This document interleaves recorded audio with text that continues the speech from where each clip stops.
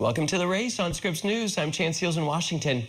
J.D. Vance argues immigration problems at the southern border can be piled up and laid at one person's feet. Kamala Harris, the Republican VP candidate, visited the Arizona-Mexico border this morning, drawing attention to illegal crossings and the role of Vice President Harris in addressing the recent surge. The choice of location wasn't just to drum up support in the battleground state, though. The Tucson sector saw more border crossings this fiscal year than any other sector, according to the CBP data. So joining us now is Craig Smith with Scripps News Tucson. Craig, what more can you tell us about this visit? Well, if you look at the political ads going in Arizona right now, the border wall is almost as much of a character in those ads as the candidates are. So if you're a Republican and you want to criticize what Vance is careful to now call the Harris administration, you want to get a picture of yourself by the wall, and that's what Vance did today. A trip to the border wall is standard campaigning for any candidate who wants to blast the current administration about immigration and cross-border crime. Now that Joe Biden has stepped aside as the Democrats' nominee and endorsed Vice President Kamala Harris to replace him, Republican vice presidential candidate J.D. Vance has made a point to blame border trouble on what he calls the Harris administration. Kamala Harris came into office making promises, and she kept those promises to open the American southern border. They stopped deportations on day one. They stopped construction of the border wall on day one. We see the border wall sitting here, ready to be completed behind us, and that can't happen because of Kamala Harris's administration. The Vance team planned for a 20-minute briefing to hear from people who live their lives on the border, including John Ladd. His family was ranching along the border long before Arizona was even a state. You go back 35 years ago, we'd get one or two guys a month that wanted to work, and then they'd go home. He says since then, smuggling has become a big, dangerous business crossing his ranch. Border Patrol's got 500,000 people on our ranch in 30 years. And with Trump, it was maybe 5 a week.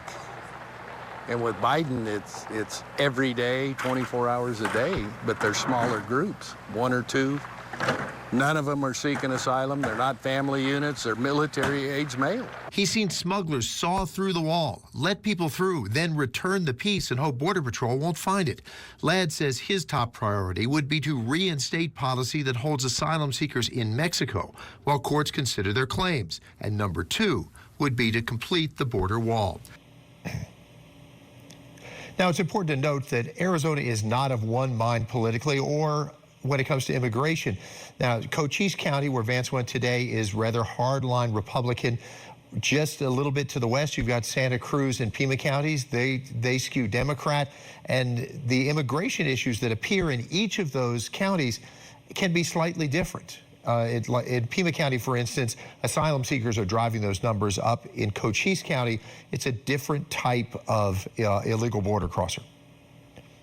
It's good color from the ground to really understand what the situation is, county by county, mile by mile. And Craig, you kind of said in your piece there, it's become customary for Republicans to campaign in front of the border wall. It's a pretty effective visual. Why focus on Cochise? Well, like I was saying, Cochise is going to be a friendly environment for Vance. It's the hardest line Republican of the counties. And that's a good reason for them to come there. The sheriff of Cochise County tends to host a lot of these sort of political events and invites people to come down to see and talk to the ranchers. John Ladd, who you saw in that story, is one of the people they frequently will talk to, and often they will visit his ranch. So that's why they'll be there. And Cochise has an interesting variation of this. While in Pima County, a lot of these asylum seekers will come in and deliberately turn themselves over to Border Patrol. In Cochise, a lot of these people will get over or around the fence by some method, and then they will meet teenage U.S. drivers who will try to help them escape and never be seen again. And that's led to some very dangerous high-speed chases in Cochise. So that's a very different type of immigration than the asylum seekers that are strong and running up the numbers in Pima County. Teenage American drivers, that's fascinating. Craig Smith, Scripps News Tucson, thank you.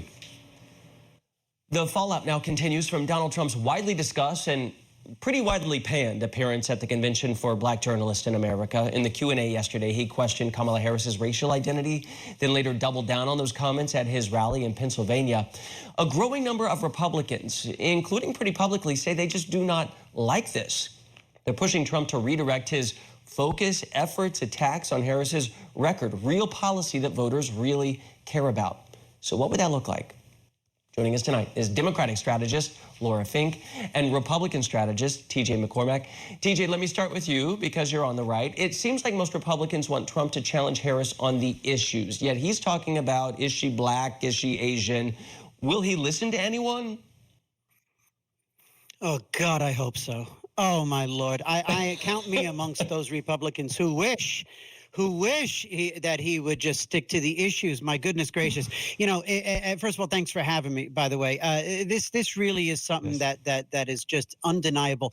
Donald Trump just as a client, you know, as a strategist to work with a principal, a candidate, you know, you want to stay out of your own way. And if Donald Trump, there's a hallmark to his style, his idiosyncrasies, it's that he just is tone deaf and cannot get out of his own way. Here's a guy who has squandered the moment where he was shot in the ear. This guy was shot in the ear 3 weeks ago, and had Democrats feeling bad for him. Democrats were feeling bad for Donald Trump for about 20 minutes, and he threw that away. And how do you put the icing on the cake? Start questioning Kamala Harris's ethnic background. For crying out loud. Now, this is really, it's just a shame because really these issues are lined up right there. And I'll wrap with this for this section.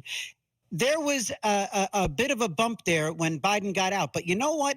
Putting Kamala Harris at the top of the ticket does not close the border. It does not make the cost of living go down. It does not increase jobs. It does not bring down the price of fuel. And it doesn't stop the wars around the world. Those are all the issues. Stick to them, Donald. Stick to them. I'm going to get back to that in a second. But in the meantime, Laura, Vice President Harris, she's been pretty disciplined on her messaging. And it's actually a change. It's all about freedom now. And the New York Times points out freedom polls really well. Defending democracy, it really doesn't poll very well except with Democrats. So is she smart to make that freedom pivot?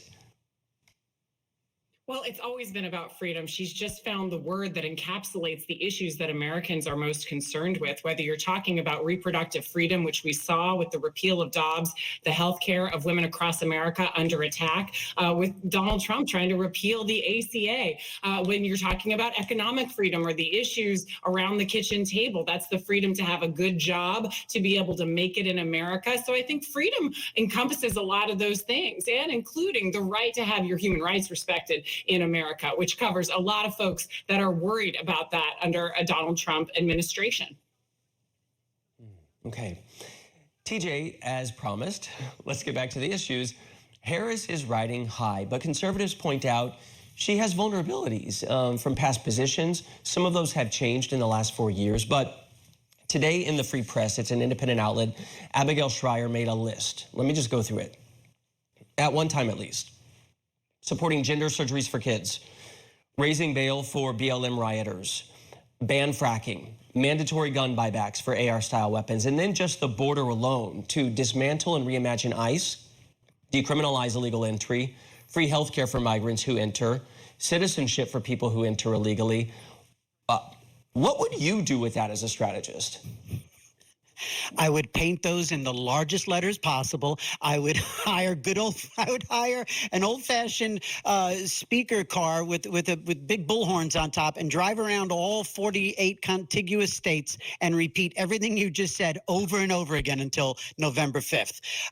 Those are all lose, lose, lose, lose, lose. I mean, you just cannot find a better litany of things for Donald Trump to be talking about. And, you know, and you can add to that as well the fact that she has clearly not been forthcoming with the American people for the last several months, being amongst that choir of folks telling us that Joe Biden was sharp and in charge.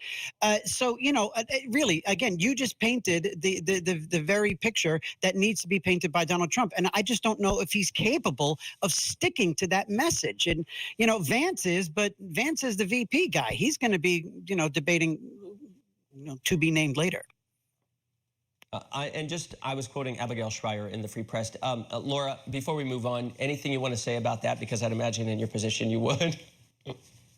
Oh, yeah, I have a couple of things to say. They've been trying, and there's an entire media establishment that's been trying to paint Kamala Harris in that way for many years, and they've not been able to do it successfully. They're certainly going to try it again. But here's the thing. She has been the VP for the last 4 years. America is ready to embrace the future. And that's the other thing her campaign has been able to successfully do, is really focus on the future, whereas Donald Trump is either looking in the mirror at what's good for him or looking in the past. And the energy that you see around her campaign, record-breaking numbers of volunteers, record-breaking contributions, record-breaking voter registration, and virality you cannot put a price on, is all because of the excitement around what she brings to the table. Voters are not going to be cowed by a long record and policy positions that are years old. They're going to look at her experience in the White House and say, hey, she's been governing for 4 years. We need to ask her what she sees in the next 4. And as the polls show right now, voters are willing to take a look and believe that she has the goods to give them what they're looking for in a future, while Donald Trump talks firmly about himself.